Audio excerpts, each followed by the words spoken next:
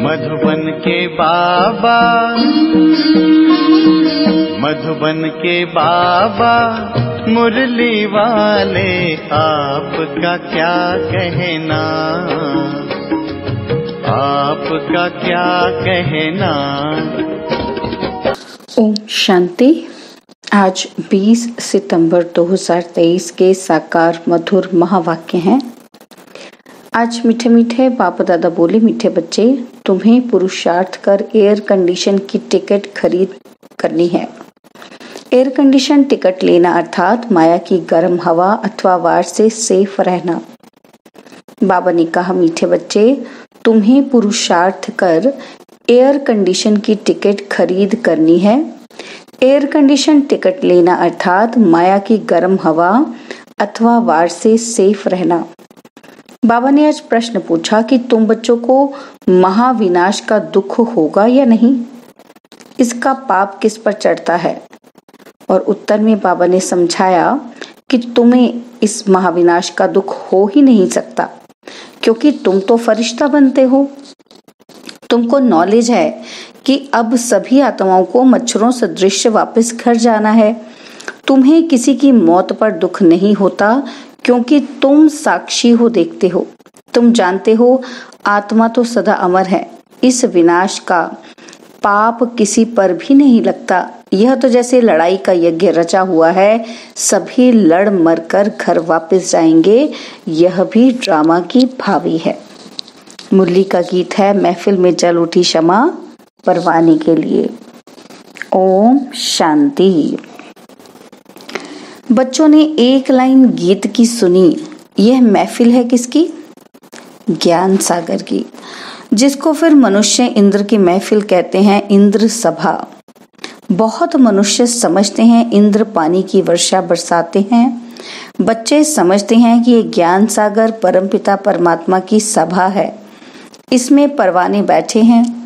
जीते जी इनके बन जाने अर्थात इस दुनिया से मर जाने के लिए, क्योंकि जीव आत्माओं को यह पुरानी दुनिया पसंद नहीं है।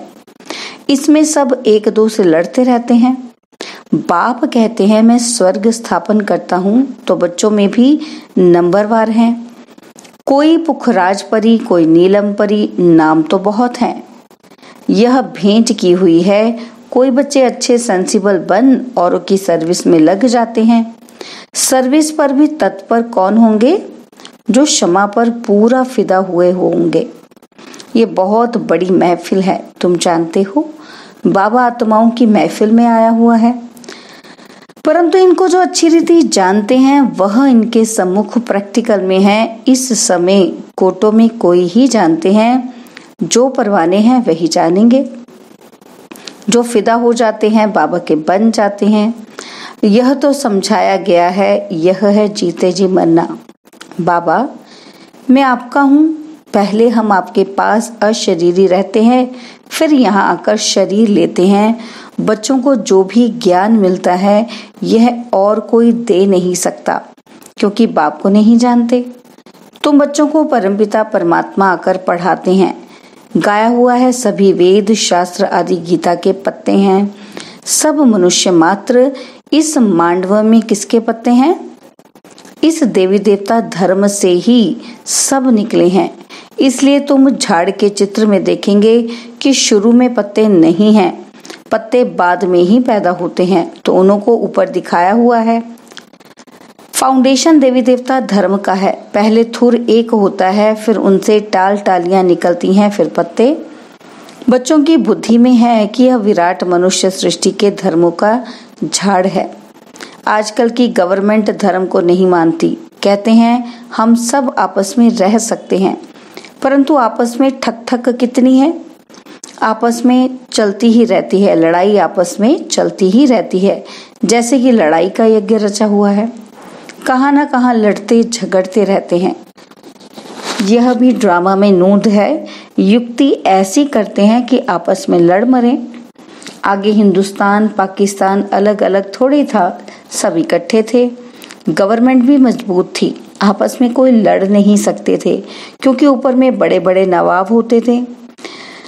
जैसे अब सारी दुनिया के लिए UN आदि बड़ी बड़ी कमेटी है, परंतु इन सब के लिए धनी धौरी तो कोई है ही नहीं।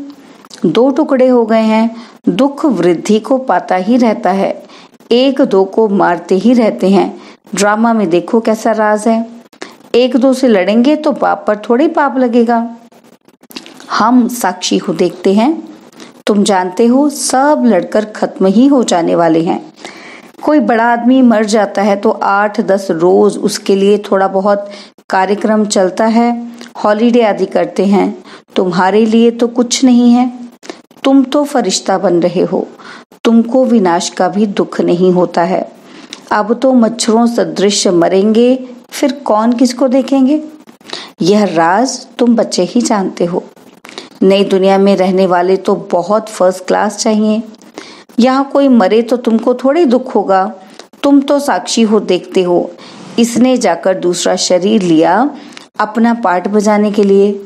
तुम्हारे में भी सब निश्चय बुद्धि नहीं है। ग्रस्त व्यवहार में रहते पांव से चोटी तक अब खुशी का पारा चढ़ रहा है। फिर कोई का कम, कोई का जास्ती, कोई को फिर पाई का भी नहीं चढ़ता। जैसे आटे में नमक, उनको फीका ही कहेंगे। मालूम पड़ता है कि किन्हीं को नारायणी नशा चढ़ता है। माता पिता की सर्विस करते हैं, ऐसे नहीं कि ग्रस्त व्यवहार में रह सर्विस नहीं कर सकते। वह तो और ही जास्ती सर्विस करेंगे, और ही जास्ती माँ बाप का नाम भी बाला करते हैं। ग्रस्त व्यवहार में रहकर कमल फूल समान अचल अडोल बनकर फिर औरों को भी बनाते हैं, तो उन्हों की महिमा जास्ती है। तुम तो शुरुआत में निकल पड़े, वह भी ड्रामा। भट्टी बननी थी, उसमें से भी कोई कच्ची ईंट निकली, कोई पक्की भी निकली। ICS के इम्तिहान में सब थोड़े ही पास होते हैं, क्योंकि गवर्नमेंट को बहुत पगार देना पड़ता है। यहाँ भी ऐसी है, बड़ी जायदाद देनी पड़ती है। मुख्य 8 पास होते हैं, फिर 108 की माला बनती है। पुरुषार्थ कर ऊंच पद पाना है, रिजर्व कराया जाता है ना, first class air condition. Air condition में कभी गर्म हवा नहीं लगेगी। तुमको कोई भी इस दुनिया की गर्म हवा अर्थात माया का वार ना लगे, इतना मजबूत होना चाहिए। 8 तो बिल्कुल फर्स्ट क्लास है, और फिर 108 हैं। नाम भी है महारथी, घोड़े सवार प्यादे। हर एक समझ सकते हैं कि हम कौन सी टिकट खरीद रहे हैं। हर एक को टिकट लेनी है, पुरुष को अपनी, स्त्री को अपनी टिकट लेनी है। स्त्री को चांस जास्ती है, क्योंकि पुरुष जो करते हैं तो उसका आधा हिस्सा स्त्री को मिल जाता है। स्त्री जो सौदा करती है वह कुछ भी देती है तो उसका हिस्सा पति को नहीं मिलता, क्योंकि पुरुष तो रचयिता है, पैसे उनके हाथ में रहते हैं। वह जो करेगा उसका हिस्सा स्त्री को मिल जाता है। स्वर्ग में तो दोनों मालिक रहते हैं। बच्चा एक होता है, वर्षा भी वह पाता है, कन्या भी अपना हिस्सा कायदे अनुसार ले लेती है। कल्प पहले जो कायदा चला है वही चलेगा। वहाँ की रस्म रिवाज का ख्याल नहीं करना चाहिए। बाबा ने बहुतों तो साक्षात्कार करा दिया है। कैसे राजधानी ट्रांसफर होती है, यहाँ ट्रांसफर होती है तो ब्राह्मण गुरुओं आदि को बुलाया जाता है। आगे की रस्म रिवाज बहुत अच्छी थी। जब वानप्रस्थ लेते थे तो बच्चों को बड़े प्रेम से गद्दी पर बिठाते थे कि अब तुम कारोबार संभालो। अभी तो बिल्कुल बूढ़े हो जाते हैं तो भी छोड़ते नहीं हैं। आगे बच्चे मात्र स्नेही होते थे, अब तो मात्र द्रोही बन पड़े हैं। माँ की भी चोटी पकड़कर बाहर निकाल देते हैं। इसको कहा जाता है धुंधकारी मात्र द्रोही। सत्य में ऐसी बातें नहीं होती। तुमको तो बहुत खुशी होनी चाहिए। महफिल की महसूसता तुमको यहाँ आएगी। यह ज्ञान सागर तो जहाँ होगा वहाँ मेला होगा। नदियों का मेला होता है ना, तुम नदियाँ तो आपस में मिलती रहती हो। यह तो है ज्ञान सागर और नदियों का मेला। और यह है जगदम्बा सरस्वती, उनका भी नाम बाला है। माँ के पास भी कितने मिलने आते थे, क्योंकि उनकी मुरली बहुत अच्छी थी। बच्चियां भी महसूस करती हैं कि मामा की मुरली अच्छी खींचती थी। यह है सागर और नदियों की महफिल। बहुत बच्चे आ जाते हैं, पहले सागर फिर नदियाँ, छोटी नदियाँ या बड़े कैनाल आदि आदि होते हैं ना। तुम हर एक समझ सकते हो कि हम छोटी नदी हैं या बड़ी नदी। बड़ी बड़ी नदियों को बुलाते हैं कि आकर भाषण करो, तो जरूर वह तीखे हैं। मम्मा को कितना बुलाते थे, शिव बाबा का मिला हुआ खजाना आकर दो। तुम बच्चियां जाकर ज्ञान रत्नों का दान करती हो। ज्ञान का एक एक वर्षन लाखों रुपयों का है। शास्त्रों में कोई ज्ञान के वर्षन्स नहीं है। अगर होते तो भारत बहुत साहूकार होता। तुमको तो रत्न मिलते हैं जिनसे तुम 21 जन्म के लिए साहूकार बनते हो। अभी संगम युग पर तुम सबसे ऊंचे हो और फिर सतयुग त्रेता में तुम्हारी डिग्री कम हो जाती है। अब तुम ईश्वरीय दरबार में बैठे हो। तुम जानते हो बाबा 21 जन्मों का वर्षा देने वाला है। उनको ही सब याद करते हैं, दूसरे सब दुख देने वाले हैं। दुख देने वाली चीज को हमेशा भूला जाता है। हे बाबा, हमारे तो आप हो, दूसरा ना कोई। परंतु श्री कृष्ण का नाम सुना है तो उनको ही याद करते हैं। तुम श्री कृष्ण की राजधानी में थे। बाप इस कंसपुरी को श्री कृष्णपुरी बना देते हैं। आसुरीपुरी से फिर दैवीपुरी बन जाएगी। फिर दिखाया है कि असुरों और देवताओं की लड़ाई लगी। देवताओं की जीत हुई। देवताएं रहते हैं स्वर्ग में।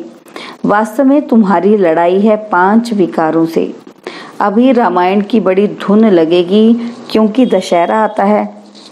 गवर्नमेंट भी मनाती है, रामलीला करते हैं, परंतु यह जानते नहीं कि रावण क्या चीज है। कई बच्चे कहते हैं निष्ठा में बिठाओ। वास्तव में याद तो चलते फिरते करना है, परंतु जो सारे दिन में याद नहीं करते उनको बिठाया जाता है कि यहाँ बैठने से कुछ न कुछ याद करें। बहुत हैं जो सेंटर्स में जब आते हैं तो याद में रहते हैं, घर गए तो खलास।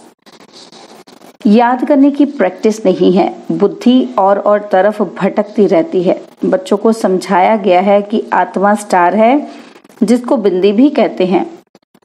स्टार में तो ऐसे कोने होते हैं, बिंदी में नहीं होते। स्टार इसलिए कहते हैं क्योंकि भेंट की जाती है, लकी सितारे कहा जाता है।